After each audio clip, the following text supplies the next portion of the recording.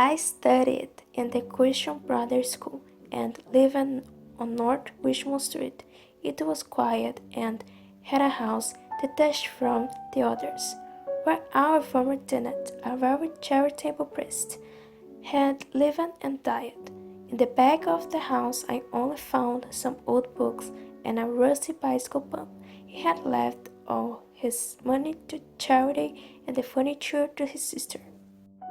In the short and dark days of winter, we loudly played in the quiet street until our bodies were soaking wet. We would go from the mad alleys to the back outdoors gardens, where coachmen took care of the horses. Returning from our playing, the houses were now lit up. If we saw my uncle, we would quietly hide in the shadow until he gave up and came back in. My uncle's sister stood in the doorway calling him to the time, and only if she remained there, we would leave them hiding. Her mauve dress and her braid were defined by the light as she waited for stumble brother, and I just stood there looking at her. Then everything changed. Morning after morning, I would lay on the floor in the front parlor, watching her door from a window's crack. When she came out on the doorstep, my heart pounded. I went to the hallway, seated my books, and followed her. When our paths almost crossed, I speeded my pace and passed her. We had never really talked beside a few casual words, but even so, her name made my blood boil through my veins.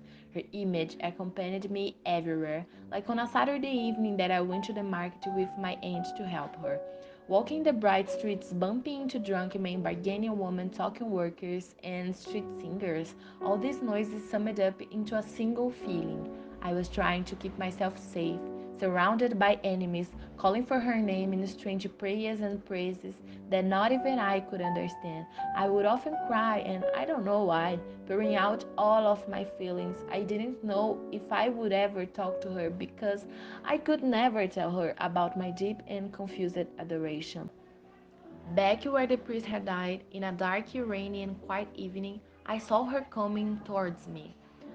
I was so grateful and full of emotions that I pressed my hands together and murmured numerous times. All love, all love. Then she finally spoke to me. I couldn't hear or answer her at first, but then at last, Are you going to Araby? I don't know if my answer are yes or no. It's going to be a splendid bazaar. I would love to go. And why can't you? I can't. I'm going to the retreat with my convent. She said while playing with her silver bracelet around her wrist. You should go. It's well for you.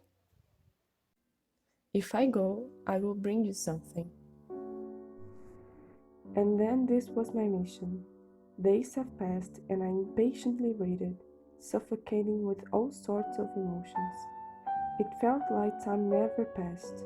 I could only think about her. It was impossible to study, and playing didn't make sense anymore. Seemed ugly, monotonous child's play. My uncle was supposed to go with me to the bazaar, but he didn't seem to care that much. When the day finally came, he was late, because he forgot about it, of course. I even had to endure talking to Mrs. Mercer for a while. Hours have passed. He came home, gave me the money, and said, All work and no play makes Jack a dull boy. and I had to go by myself. I grabbed the train, but it took so long to arrive there that I forgot what I was going to do. I got there at 9:50 p.m. It was almost empty and with most lights off. Looking humbly at some grape jars, a young woman asked if I wished to buy something. I was embarrassed because I didn't know what to say. In fact, I didn't even know what I was actually doing there. Someone yelled, Turning off the lights!